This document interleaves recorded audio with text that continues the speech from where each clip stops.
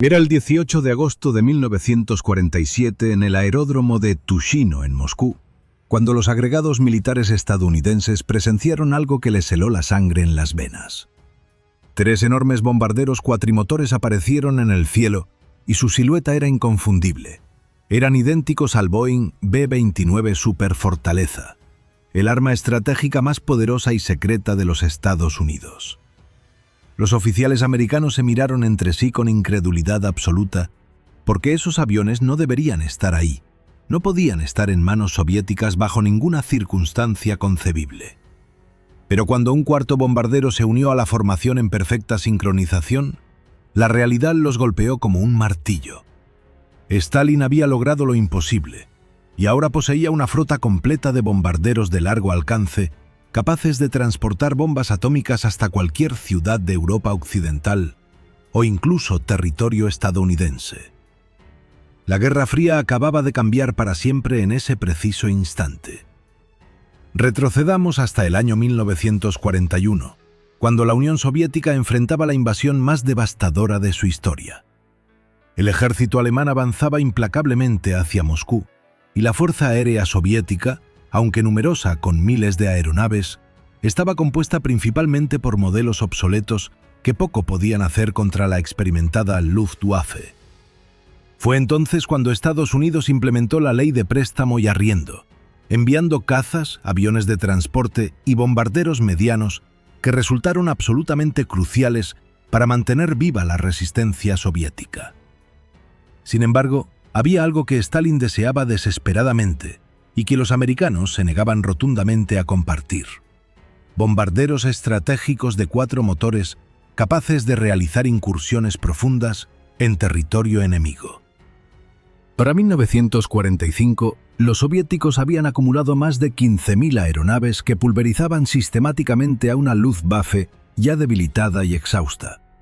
Pero el líder soviético observaba con envidia cómo la Fuerza Aérea estadounidense y la Royal Air Force británica devastaban ciudades alemanas enteras con sus flotas de bombarderos pesados, mientras él apenas contaba con 30 obsoletos Petyakov P-8 para intentar misiones similares. Stalin había escuchado hablar por primera vez del legendario B-29 de boca del as americano Eddie Rickenbacker durante su visita a la Unión Soviética en 1942. Aquel encuentro plantó una semilla de obsesión en la mente del dictador. Cuando el B-29 hizo su debut operacional en el bombardeo de Bangkok en 1944, Stalin solicitó insistentemente la entrega de más de 120 de estas aeronaves a través de canales diplomáticos. Cada petición fue rechazada categóricamente porque los funcionarios del programa de préstamo y arriendo consideraban absolutamente inaceptable entregar el bombardero más letal jamás construido a una nación que ya mostraba claras señales de hostilidad hacia Occidente. El destino, sin embargo, tenía planes completamente diferentes. El 29 de julio de 1944, un B-29 bautizado como Ramp se vio obligado a realizar un aterrizaje de emergencia en Vladivostok después de completar una exitosa incursión sobre la Manchuria ocupada por Japón. El capitán Howard Jarrell y su tripulación experimentaban graves problemas eléctricos que hacían imposible el retorno a su base, y no tuvieron más opción que buscar refugio en territorio soviético. Los hombres fueron inmediatamente interrogados y trasladados a instalaciones especiales donde ya retenían a otros pilotos americanos, mientras que el Ramp quedaba en tierra, siendo inspeccionado minuciosamente por ingenieros soviéticos que no podían creer su extraordinaria fortuna.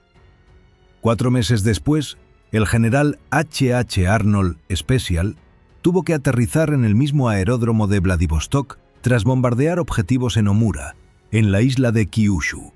Semanas más tarde, otro B-29 llamado Ding Hao se desvió exactamente a la misma ubicación después de atacar blancos japoneses. Y finalmente un cuarto aparato, el Kite Paomat II, se estrelló días después en territorio controlado por los soviéticos. Stalin no podía estar más eufórico porque 4 de los bombarderos más avanzados del mundo habían caído literalmente del cielo directamente en sus manos. Y estaba absolutamente decidido a no devolverlos bajo ningún concepto ni circunstancia imaginable. Estados Unidos ejerció una presión diplomática feroz e implacable sobre el Kremlin, exigiendo la devolución inmediata de los 4 bombarderos estratégicos. Washington enviaba nota tras nota protestando por la retención ilegal de propiedad militar estadounidense valorada en millones de dólares. Pero Stalin tenía una respuesta preparada que resultaba técnicamente impecable. Devolver los aviones violaría el pacto de neutralidad soviético-japonés firmado en abril de 1941. Argumentaba que permitir el despegue de bombarderos americanos desde suelo soviético constituiría un acto de guerra contra el imperio japonés, algo que la Unión Soviética no podía permitirse mientras luchaba desesperadamente en el frente occidental contra Alemania. Mientras tanto, los más de 300 pilotos estadounidenses retenidos en campos soviéticos se preguntaban cuándo podrían regresar a casa. Las tripulaciones de los B-29 fueron sometidas a interrogatorios exhaustivos y meticulosos que duraban horas interminables.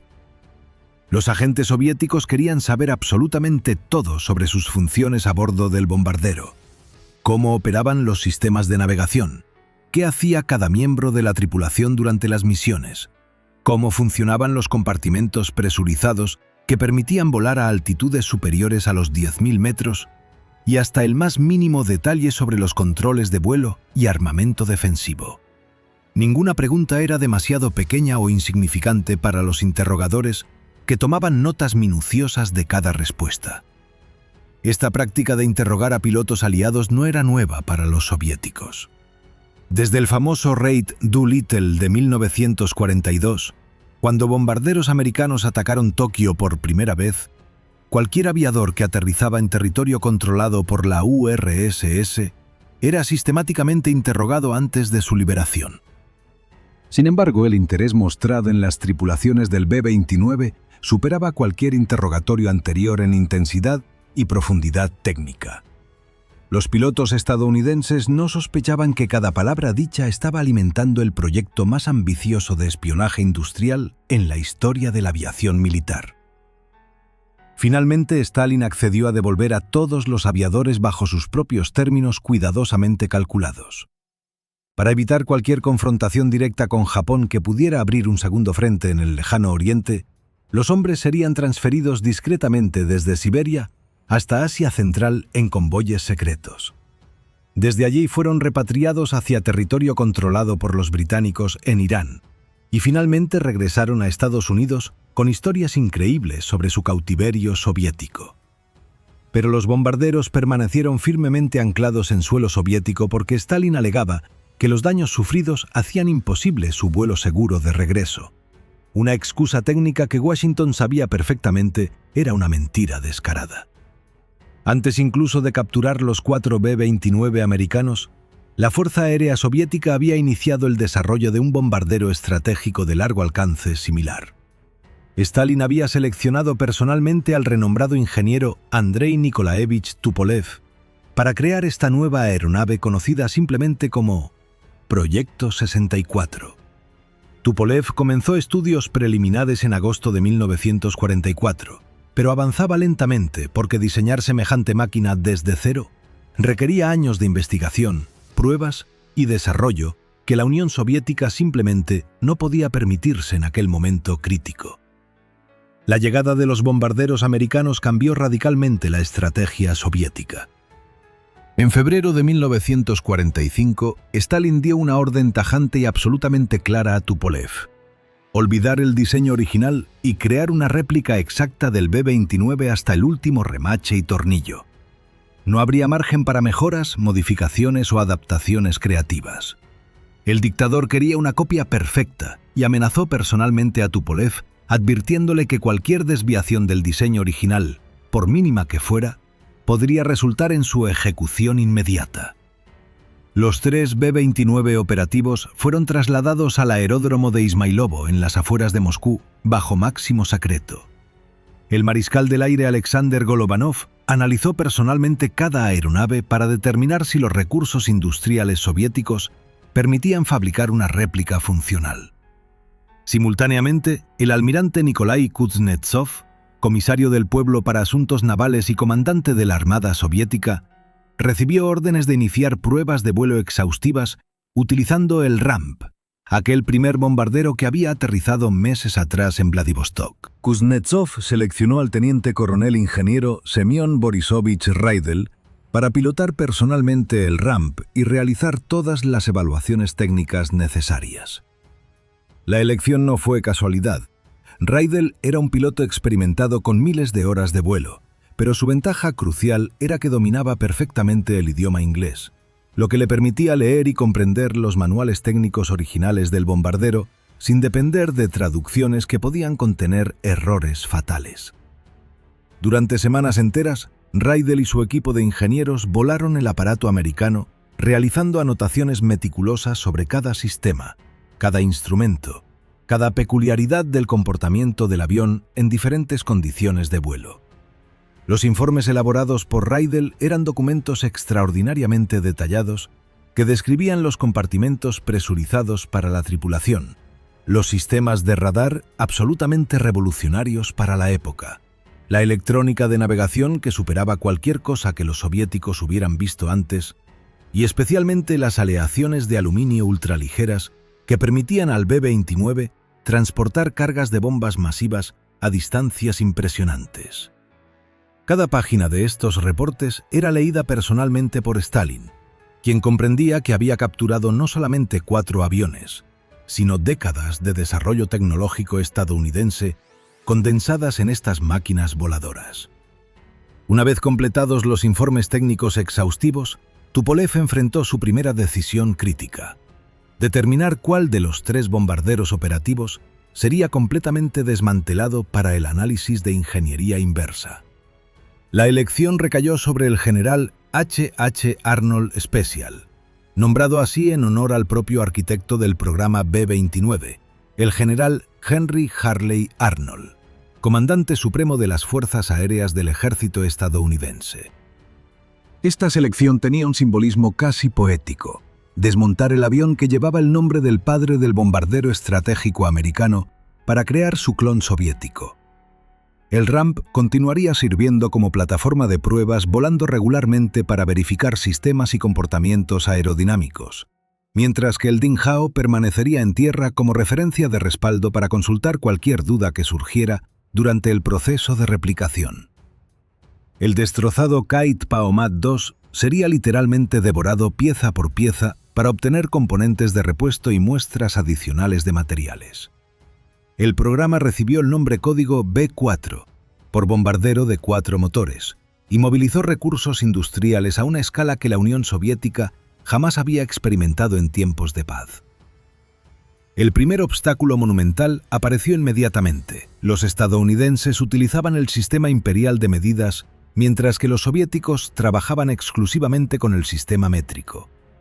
Cada dimensión, cada especificación, cada tolerancia debía ser convertida con precisión matemática absoluta, porque el más mínimo error de cálculo podría resultar en piezas incompatibles o, peor aún, en fallos estructurales catastróficos durante el vuelo. Los ingenieros soviéticos descubrieron rápidamente que esto representaba apenas la punta del iceberg de sus problemas técnicos. La estructura de aleación de aluminio del B-29 presentaba un desafío de complejidad aterradora. Cada panel, cada larguero, cada costilla estructural había sido diseñado con requisitos específicos de resistencia que debían ser analizados individualmente mediante pruebas destructivas y no destructivas.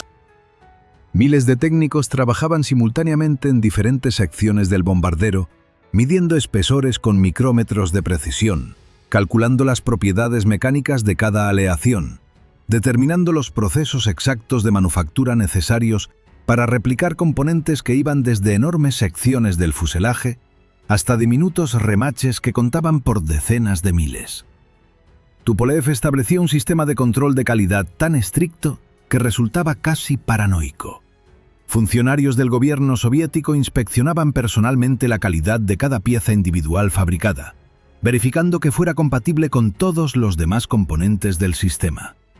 Stalin había movilizado literalmente toda la capacidad industrial de la nación para producir esta réplica perfecta, convirtiéndolo en un esfuerzo que involucraba fábricas en docenas de ciudades soviéticas, desde los montes Urales hasta Ucrania, cada una produciendo componentes específicos bajo secreto absoluto. La electrónica, los sistemas de radar y el equipamiento de navegación presentaban quizás el reto más complejo de todos. Estos sistemas utilizaban tecnologías que los soviéticos apenas comenzaban a comprender y requerían no solamente copiar los componentes físicos, sino entender completamente los principios científicos detrás de su funcionamiento. Tupolev asignó a sus mejores ingenieros electrónicos para descifrar estos sistemas, sabiendo que el fracaso significaría enfrentar la furia homicida de Stalin. Sorprendentemente, Tupolev logró cumplir lo imposible sin provocar la ira asesina del dictador soviético.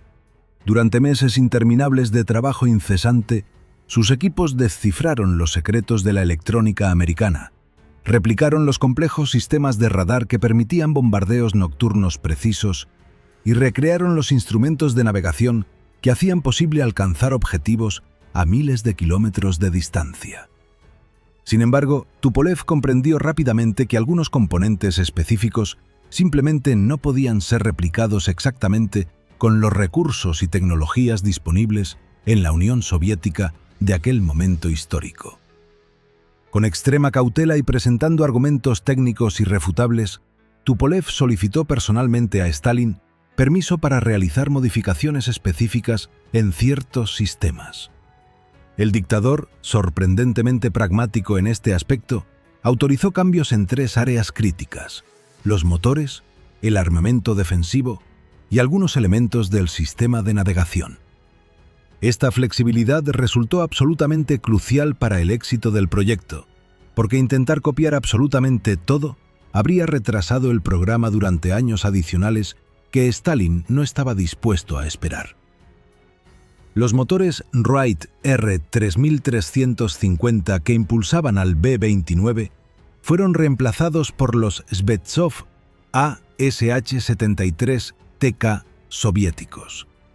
Aunque diferentes en diseño interno, estos propulsores producían potencia comparable y utilizaban tecnología que las fábricas soviéticas dominaban perfectamente tras años de producción de motores radiales para cazas y bombarderos medianos.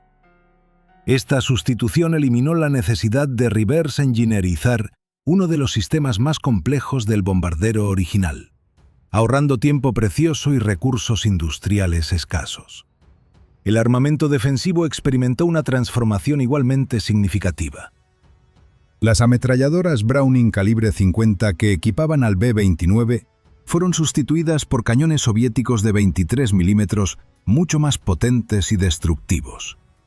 Esta modificación no solamente simplificaba la producción al utilizar armamento ya existente en el arsenal soviético, sino que teóricamente mejoraba la capacidad defensiva del bombardero contra cazas enemigos, aunque en la práctica esta ventaja resultaría completamente irrelevante, porque el Tupolev Tu-4 nunca enfrentaría combate aéreo real durante toda su vida operativa. Durante el verano de 1946, el primer prototipo completo del bombardero B-4 fue finalmente terminado en medio de celebraciones controladas. La aeronave fue renombrada oficialmente como Tupolev Tu-4 y representaba un triunfo monumental de la ingeniería inversa soviética. Físicamente era casi indistinguible del B-29 original, un bombardero cuatrimotor de ala media con 2 bodegas de bombas ubicadas en el centro del fuselaje, capaz de transportar hasta 6 toneladas de armamento a distancias superiores a los 5.000 kilómetros sin reabastecimiento. Las únicas diferencias visuales externas eran la presencia de las estrellas rojas soviéticas pintadas orgullosamente en el fuselaje y las alas, y las 4 torretas con cañones de 23 milímetros que sobresalían ligeramente diferente a las ametralladoras americanas originales. Internamente, sin embargo, cada remache, cada panel de aluminio, cada cable eléctrico había sido meticulosamente replicado siguiendo las especificaciones del bombardero estadounidense con precisión obsesiva. Mientras el Tu-4 alcanzaba su forma final, Tupolev ya pensaba en el futuro y comenzó diseñando simultáneamente el Tu-70, una versión civil de pasajeros basada en el mismo fuselaje y sistemas del bombardero. Esta versatilidad demostraba que la plataforma robada a los estadounidenses tenía potencial más allá de su propósito militar original, aunque el Tu-70 nunca alcanzaría producción masiva ni relevancia histórica significativa. El primer bombardero Tu-4, completamente funcional y listo para operaciones, fue entregado oficialmente en febrero de 1947, apenas meses antes de que expirara el plazo de 2 años que Stalin había impuesto amenazadoramente a Tupolev al inicio del proyecto. Durante los meses siguientes, fábricas soviéticas en múltiples ciudades comenzaron a producir bombarderos adicionales en serie, mientras tripulaciones cuidadosamente seleccionadas entrenaban intensivamente para dominar estos aparatos complejos. La preparación tenía un objetivo específico y calculado. Stalin quería exhibir su nueva arma estratégica ante el mundo entero durante el desfile aéreo de agosto en Moscú. Sería una demostración de poder diseñada para enviar un mensaje inequívoco a Washington y a todas las capitales occidentales. La Unión Soviética ya no dependía de nadie para proyectar fuerza destructiva a largas distancias, y podía alcanzar cualquier ciudad europea o incluso estadounidense con cargas nucleares si la situación política lo requería. Los preparativos para el espectáculo aéreo avanzaban con precisión militar absoluta. Las tripulaciones ensayaban formaciones una y otra vez hasta lograr sincronización perfecta, mientras los mecánicos pulían cada centímetro de los bombarderos hasta hacerlos brillar bajo el sol moscovita. Stalin supervisaba personalmente cada detalle del evento porque comprendía que este desfile representaba mucho más que una simple exhibición aeronáutica. Era una declaración geopolítica que redistribuiría el equilibrio de poder en el mundo de posguerra. Cuando llegó el día señalado, miles de espectadores abarrotaron el aeródromo de Tushino, esperando presenciar los últimos avances de la aviación soviética. Entre la multitud se encontraban diplomáticos, periodistas internacionales y especialmente los agregados militares de Estados Unidos y otras potencias occidentales, quienes observaban cada aeronave con atención profesional, buscando evaluar las capacidades reales de la Fuerza Aérea Soviética. El clima era perfecto. El cielo despejado permitía visibilidad ilimitada para apreciar cada detalle de las aeronaves que desfilaban majestuosamente. La formación de 3 bombarderos cuatrimotores apareció desde el horizonte oriental, y su silueta característica provocó reacciones inmediatas entre los observadores estadounidenses. Los oficiales americanos sacaron sus binoculares precipitadamente, enfocaron las aeronaves y sintieron cómo el estómago se les revolvía al confirmar lo que sus ojos apenas podían creer. Eran B-29 superfortalezas volando con insignias soviéticas. La confusión inicial los hizo pensar que quizás Stalin había decidido finalmente devolver los bombarderos capturados, simplemente repintándolos con estrellas rojas como gesto provocador antes de la devolución oficial. Esa ilusión se desvaneció instantáneamente cuando el cuarto Tu-4 se unió a la formación ejecutando una maniobra coordinada impecable. Los americanos hicieron cálculos mentales rápidos. Solamente 3 B-29 estaban operativos cuando fueron confiscados porque el Kite Paomat II había quedado destrozado. La presencia de un cuarto bombardero funcional solamente podía significar una cosa aterradora. Los soviéticos habían logrado fabricar réplicas completas del arma estratégica más avanzada de Occidente mediante ingeniería inversa. La conmoción se transformó en pánico controlado cuando los agregados militares comprendieron las implicaciones estratégicas inmediatas. Stalin ahora controlaba una flota de bombarderos de largo alcance perfectamente capaces de transportar las bombas atómicas que la Unión Soviética estaba desarrollando aceleradamente. Cada ciudad europea, desde Londres hasta París, desde Roma hasta Estocolmo, quedaba al alcance de estos aparatos. Incluso bases estadounidenses en el Pacífico y potencialmente territorio continental americano podrían ser alcanzados si los bombarderos operaban desde bases avanzadas en el Ártico o mediante reabastecimiento aéreo. La inteligencia occidental trabajó febrilmente durante las semanas siguientes, recopilando cada fotografía, cada observación, cada detalle técnico visible del bombardero soviético. La Organización del Tratado del Atlántico Norte asignó al Tu-4 el nombre código Bull, siguiendo su tradición de designar a aeronaves enemigas con nombres simples y memorables. Los analistas determinaron que la réplica soviética era extraordinariamente fiel al original americano, hasta el punto de que pilotos estadounidenses podrían técnicamente volar un Tu-4 sin entrenamiento adicional significativo. Paradójicamente, a pesar de representar semejante inversión industrial y constituir tal amenaza teórica devastadora, el Tupolev Tu-4 nunca disparó un solo tiro en combate real durante toda su existencia operativa.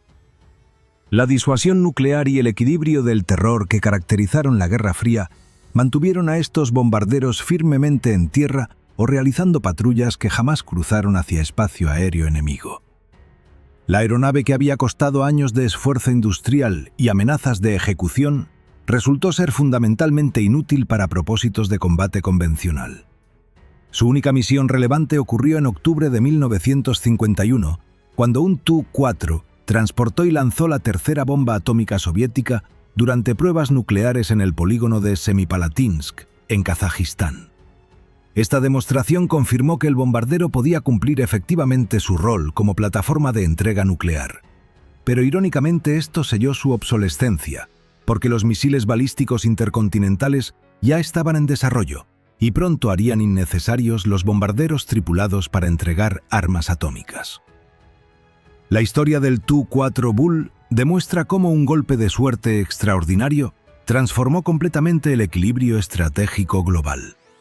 4 tripulaciones americanas forzadas a aterrizar por problemas mecánicos entregaron involuntariamente a Stalin la capacidad de amenazar nuclear a Occidente, cambiando para siempre la dinámica de la Guerra Fría y demostrando que en la aviación militar, como en la vida, el destino puede alterar la historia con un simple aterrizaje de emergencia.